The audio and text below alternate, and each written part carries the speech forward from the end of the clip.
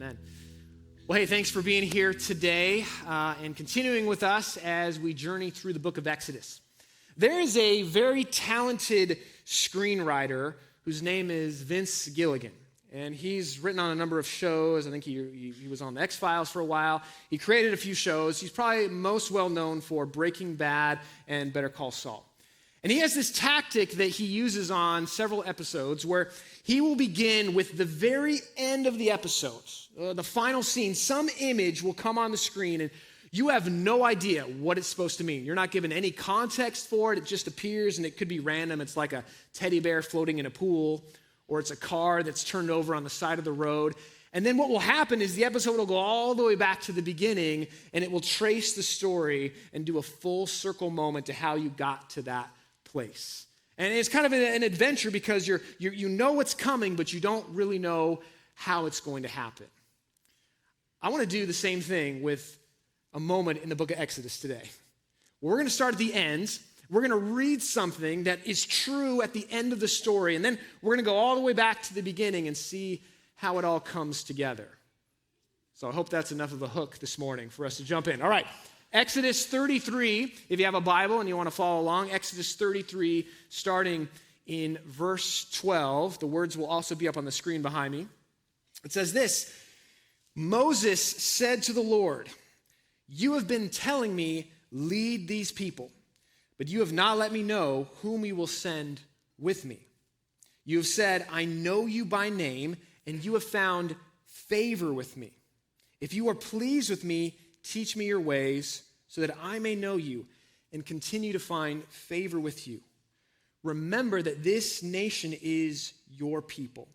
Verse 14, the Lord replied, "My presence will go with you and I will give you rest."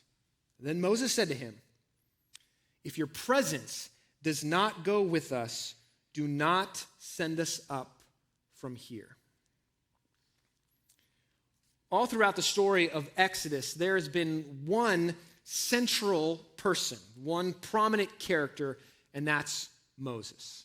Throughout the story, Moses appears again and again. He really is this central figure, not only in Exodus, but the whole Torah, the first 5 books of the Bible. Moses plays this significant role. He's the one that God has invited to lead the people into the promised lands.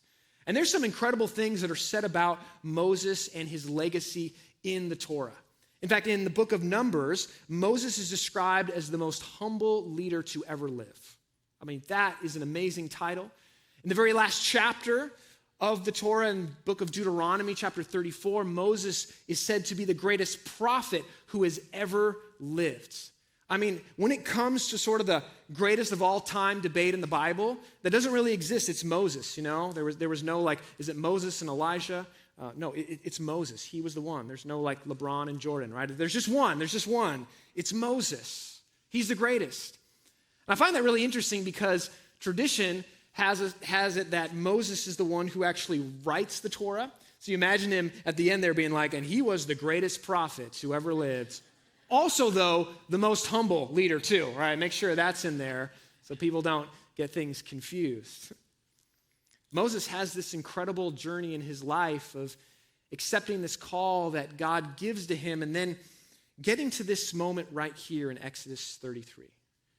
Because when you begin to look at the life of Moses, he changes drastically from who he was at the beginning to where he's at right now.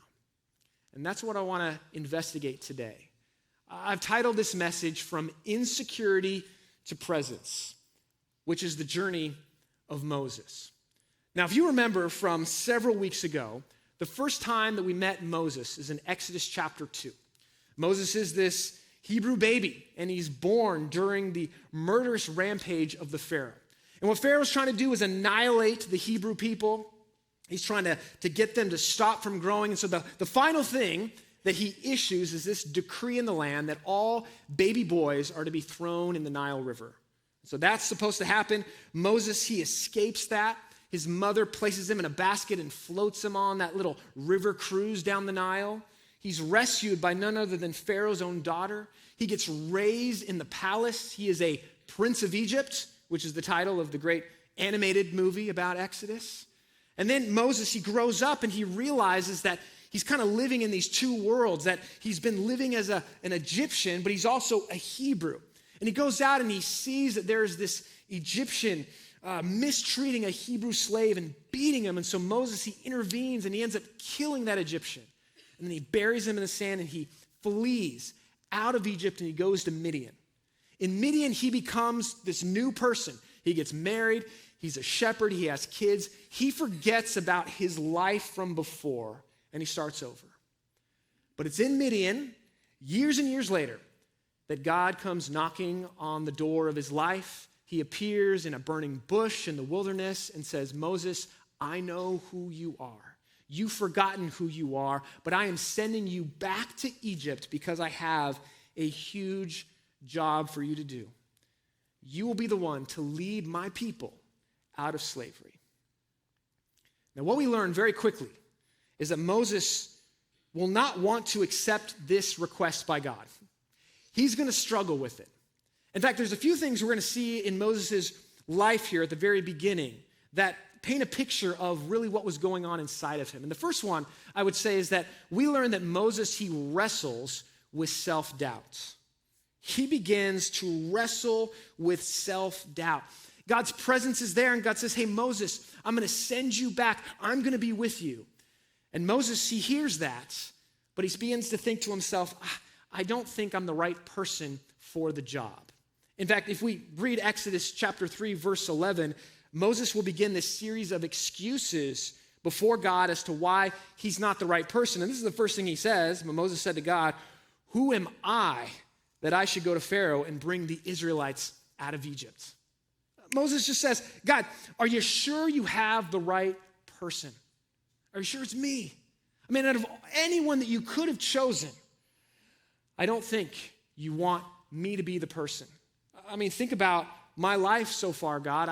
I didn't even grow up as a Hebrew. I grew up in the palace with Pharaoh. I left everything. I kind of made a mess of it. Why do you think I'm the right person to go back and to lead the people? Moses has a good amount of self-doubt here. And I imagine a lot of us can relate to this. Like in our lives, there are moments and seasons where we feel that way. We don't feel qualified. We don't think we make the cut. We wonder, hey, am I really going to be able to do this? And maybe what has happened to you at different times and seasons is you had a new task or a new job that came your way. Maybe going through school, you changed majors and you kind of wonder, hey, is that the right thing to do? I don't think I'm up for it. Maybe you got into a new responsibility that just was handed to you. You ended up having to care for your siblings, or you had to take care of mom and dad, and that was never something you thought would happen. Maybe you got into a new relationship and you all of a sudden became a step parent for the first time, and you're now dealing with that, and you're wondering, hey, can I do this? I have some self-doubt. That's what's going on here with Moses. God, you could call a lot of people to be a part of what you're doing. I don't think I'm the right one. So Moses, he begins with self-doubt, trying to deflect, trying to get away from what God is saying to him. And he's going to keep these excuses going in chapters 3 and 4. In fact, in chapter 4, Moses then begins to worry about, what about the people I'm trying to lead? What if they don't want to follow me? He says this in Exodus 4:1. Moses said, what if they do not believe me or listen to me? And they say, the Lord did not appear to you. And this is like a logical response that Moses could have. I mean, God, you appeared to me in the wilderness. You told me your name. You said that you're going to be with me.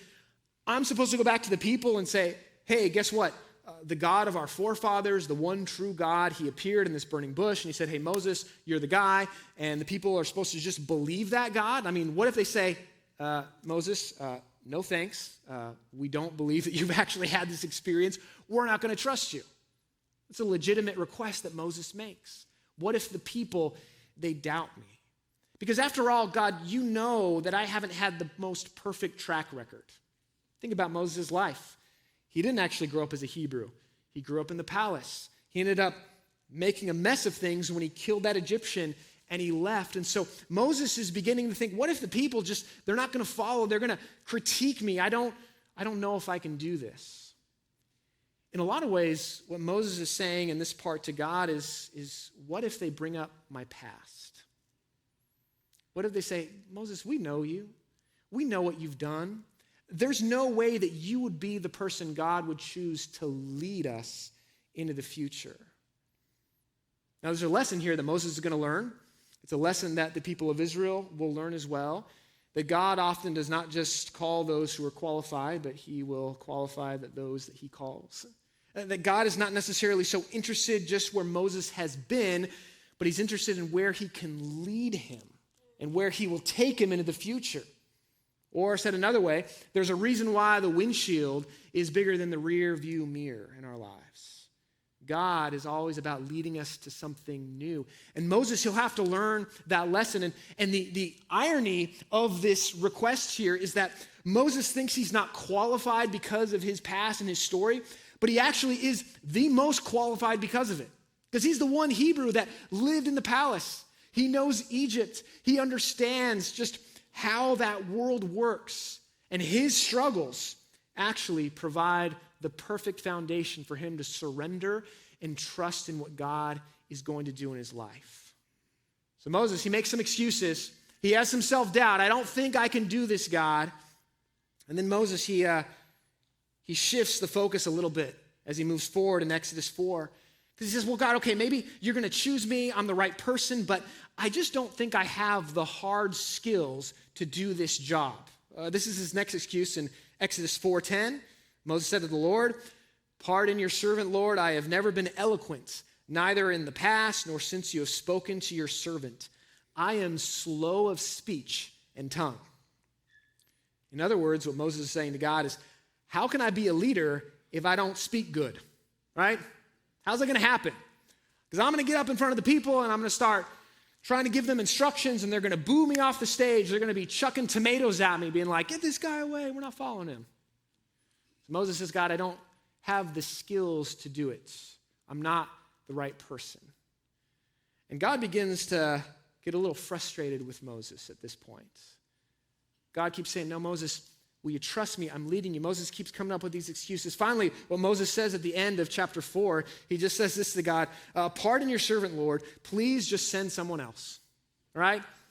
God, I know you've had some good answers to all of my excuses.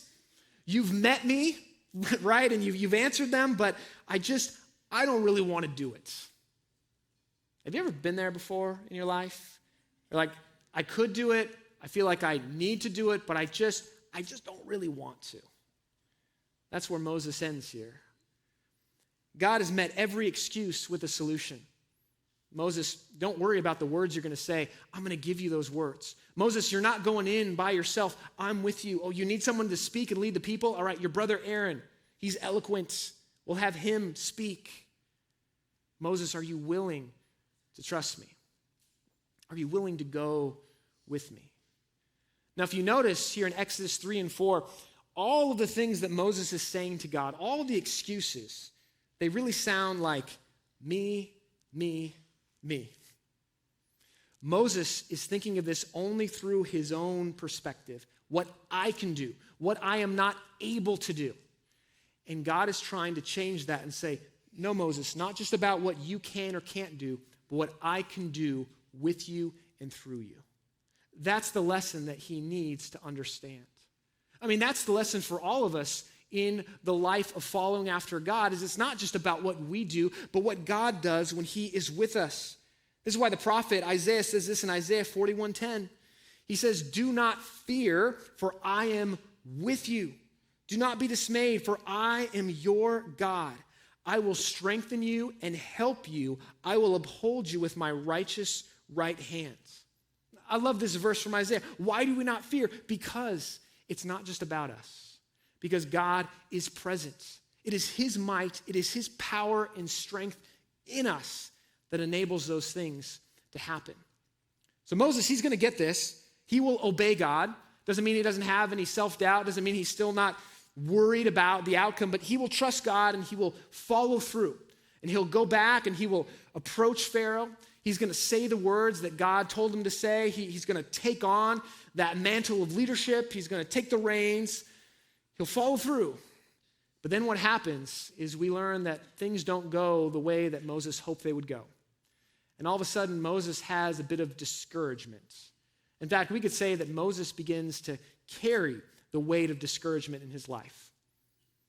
God told me to do it. I didn't want to, but I'm going to go ahead and move forward. But then, now I have all this stuff that's just weighing on my shoulders. In fact, in Exodus 5, when Moses goes toe-to-toe with Pharaoh and says, this is what God has said, you're going to let the people go. You're going to listen. There's one true Yahweh God, and he's the one who's in charge. Pharaoh hears that, and he says, I don't think so, Moses. I don't want to lose my workforce. And so what Pharaoh does is he punishes the people because of this request from Moses. He makes it more difficult for them. He says, all right, you're going to have to make more bricks, and now I'm going to take away the straw. And so the people are then crushed and oppressed by this harsh labor from Pharaoh. And what happens is the people go to Moses, and they say, Moses, why would you do this to us? Why would you make life more difficult? They say this in Exodus 5, 20 through 21. When they left Pharaoh, they found Moses and Aaron waiting to meet them, and they said, may the Lord look on you and judge you. You have made us obnoxious to Pharaoh and his officials, and you have put a sword in their hand to kill us. I mean, Moses, he has a bout of discouragement here. The people blame him for what's happening. He's trying to follow through with God. The Pharaoh doesn't listen, and now the people have to suffer those consequences. And they complain to Moses. In a lot of ways, this is kind of like, welcome to leadership, Moses. You're going to lead the people. They're not going to be happy with you most of the time. And in fact, what they do here in Exodus 5, where they complain, that's going to become this reoccurring theme throughout the story of Exodus, where the people complain, where they want things to be different. I heard this great description of complaining the other day, that complaining is easy because it lets us feel involved without requiring us to be responsible. Oof, I love that. That's a good word right there. We complain because we feel responsible, like it doesn't actually require anything. We just want to critique things. That's what he gets as a leader. He gets that criticism. Now, God's going to do these great things in his life. I mean, after Exodus 5, Moses will see all those signs and wonders, the plagues that will be sent out upon the people of Egypt. Eventually, the sea will split in two, and God will lead the people into the wilderness. As they're wandering in the wilderness, as we read weeks ago, they're hungry and thirsty. So what does God do? He provides manna and quail and water. He is with them. He guides them during the day with a pillar of the cloud, and at night with the pillar of fire. God's present with his people. He's not forgotten about them. And yet, the discouragement continues for Moses. In fact, in chapter 17, we learn that one of the things that Moses is doing for the people is he's kind of acting as this judge for them. He's settling all of these different disputes that are coming his way, and he's just spending so much time doing this. And there's a summary statement of this in Exodus 18, verse 13, that describes this. It says, the next day, Moses, he took his seat to serve as the judge for the people, and they stood around him from morning till evening. Now, we didn't actually study this passage in our journey through Exodus, but this describes Moses just being like on call 24/7 with the people of Israel. And they're coming up to him with all their issues and all their problems. They're probably complaining about things. We don't like the quail. We don't like the manna. Moses, when are we going to get out of here? In a lot of ways, I feel like this represents customer service, you know? And there are some of you in here that work in that field of customer service or hospitality. And I just believe two things have to be true for you if you are in customer service. Okay, the first one is you probably just have a really wonderful, amazing heart. You are just a beautiful person, and we should just show you a lot of kindness and respect. That's the first thing. The second thing is, if there is some kind of reward in heaven, I'm talking mansions, jewels in your crown, you're going to be at the front of the line, all right? You will be, because customer service can be a very challenging thing, right? Because people can be challenging. So Moses, he's sitting there and he's having to deal with all this. He's discouraged. We know that his father-in-law, Jethro, will say, Moses, you got to learn how to delegate. You got to learn how to empower other people, right? And then you won't have to bear the brunt of this on your own. Moses does that. But then, even Moses' closest advisors, like his brother Aaron, will lead the people astray, which is what we read last week in Exodus 32 and the golden calf debacle. Aaron's a part of that. You can see throughout the story that Moses just wears some discouragements. He started with the self-doubt, then he has the discouragement, am I really the right person? God, things are not going the way that I want them to go. It's an interesting journey for Moses. When you look through the pages of Exodus, the ups and downs that he has, the moments of triumph, the moments of failure. He definitely has self-doubt. He absolutely is discouraged. But there's something else that begins to emerge as you read about Moses. There's this slow, subtle transformation that begins to happen in his life. Because along the way, sort of interspersed throughout the narrative, are these profound encounters that Moses has. And what we see is that slowly, gradually, Moses is being changed by God's presence. Little parts of the story of Exodus show that Moses, he's becoming this different person. He's encountering God, and it's beginning to shift things for him. This is especially true when we get to the very end of Exodus, the last few chapters, because we're told that Moses will spend a significant amount of time going up this mountain called Mount Sinai. We talked about this a couple weeks, that Mount Sinai is the location that Moses will go up and down 7 different times in the story of Exodus. That he goes up the mountain, and that's where he receives the 10 Commandments, that's where he gets the law. But as he goes up the mountain, that's also where he encounters God's presence. And you have descriptions of this happening in Exodus, like this is Exodus 24:12, where it says, the Lord said to Moses, come up on the mountain and stay here. Moses will go up the mountain, and he just is with God, just in his presence. And we're told that the glory of the Lord will cover Mount Sinai. Now just imagine Moses being in the presence of God. He's just soaking up this encounter with God. And little by little, something is beginning to change in him. In fact, this moment leads us all the way back to that chapter I read at the very beginning, Exodus 33, where Moses has this really bold, audacious thing that he's saying that reflects a change in his life. If we look one verse before that passage in Exodus 33, verse 11, where we're told another summary statement of these trips up the mountain and what they do to Moses. It says this, the Lord would speak to Moses face to face as one speaks to a friend. This is not a literal description of what Moses is doing, talking to God face to face, but rather it is this description of intimacy. That God knows Moses by name, and that Moses, he knows God. As he's on the mountain, and then later as he's in the tabernacle, he is just basking in the presence of God. The glory of God is there. In fact, in Exodus 34, we're told that there's this visible sign that Moses has changed. His face is radiant.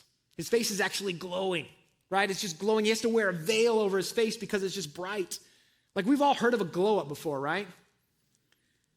There's a different kind of glow up that Moses has, where the glory of God is just shifting things for him. And this leads us all the way back to Exodus 33. Because the question I would ask you this morning is what really changed for Moses? What changed from chapter 3 all the way to chapter 33? Because at the beginning, Moses, he wanted an escape.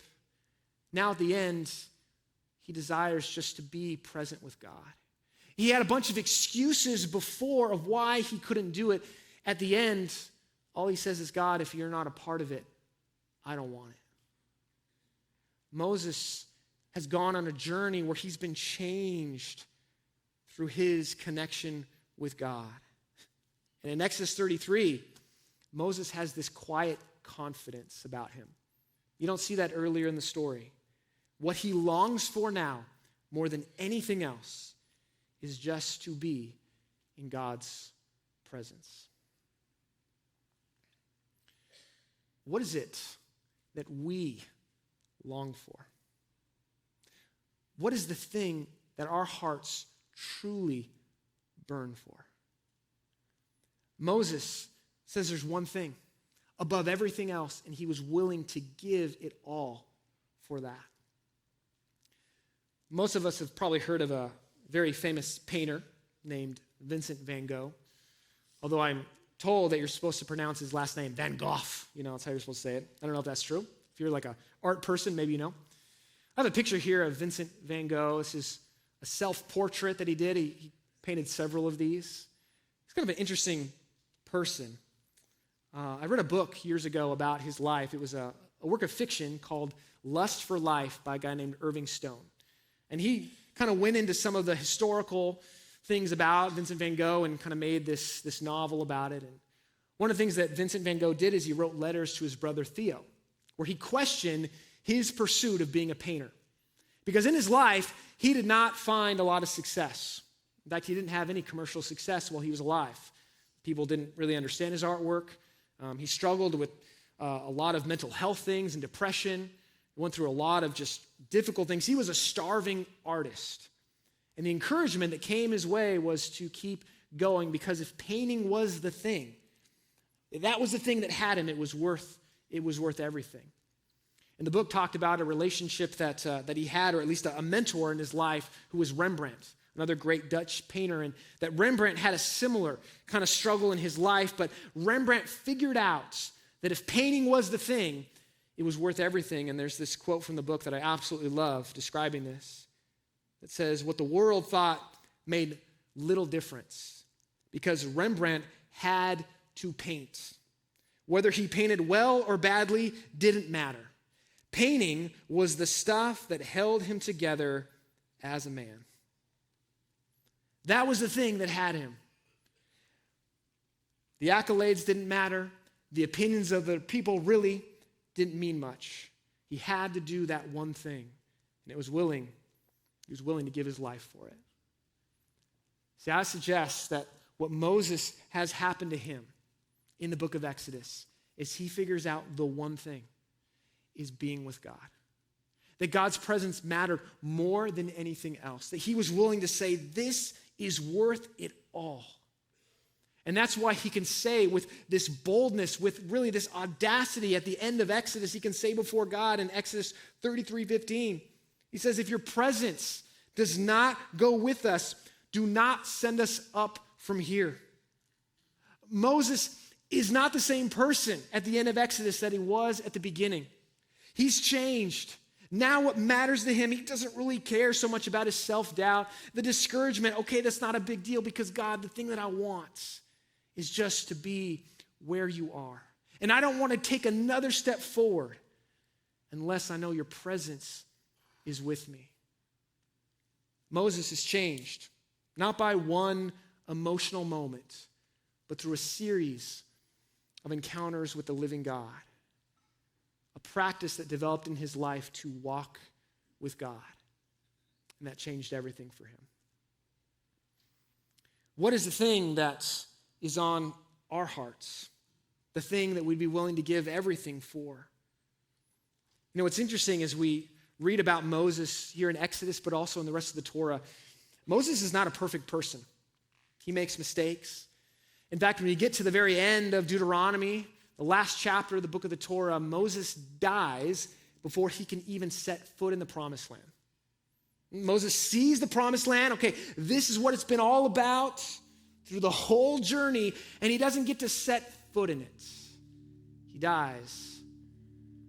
He sees it, but he never gets to actually be there.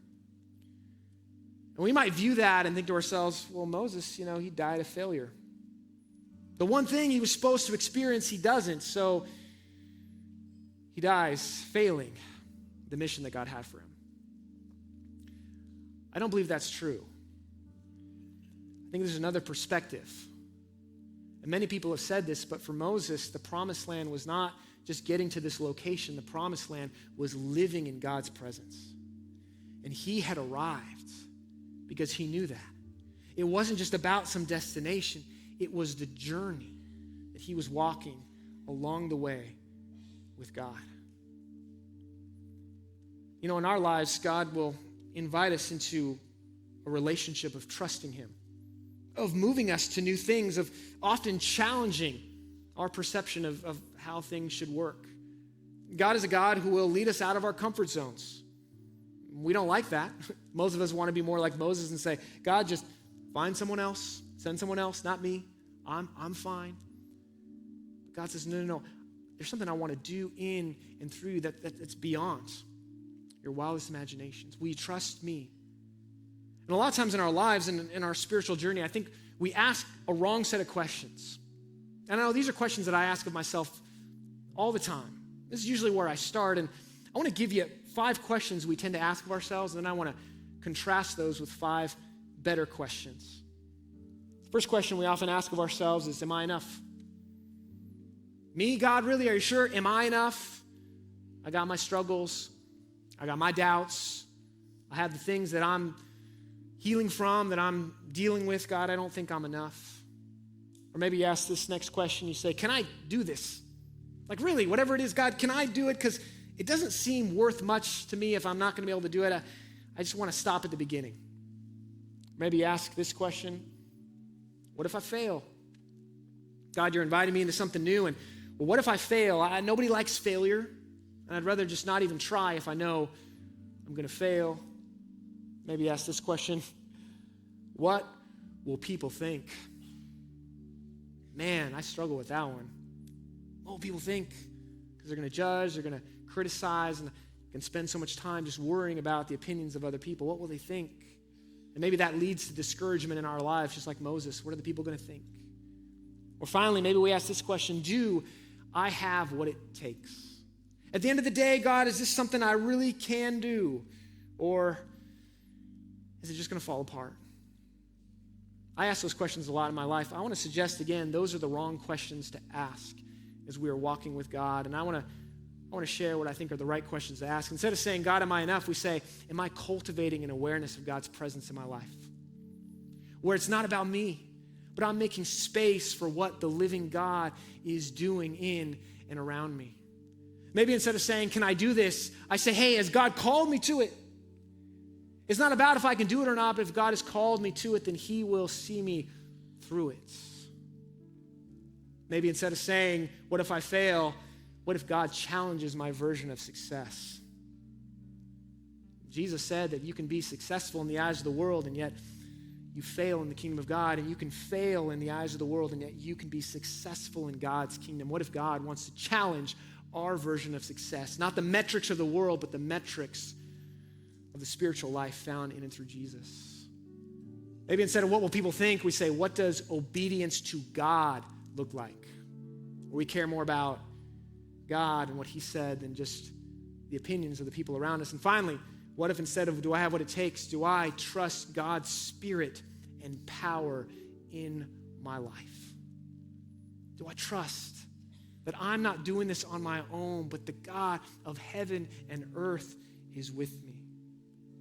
Because that's the change that happens in the life of Moses during his journey through Exodus. What starts out as insecurity becomes his desire for presence. And church, I would suggest to us, as we continue to move forward together, that we would have that same posture. God, it's about what you are doing. And can we be the kind of church that leans in together to participate in the life of faith, where we become more and more aware of your presence in this place?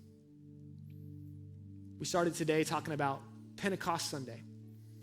And Pentecost is the celebration of the birth of the church, when God's Spirit is poured out on all people, something that the prophets talked about. It's unprecedented. It was not unexpected. God chose the celebration of Pentecost as that moment to begin his church. And there's some interesting tie-ins with Pentecost and Exodus. Because in Exodus, God's presence is moving. At first, it's with Moses. He's the one that's in God's presence, and then it's the mountain, it's the tabernacle. Eventually, that presence will be transferred to the temple. Eventually, in and through Jesus, that presence is poured out on all of us.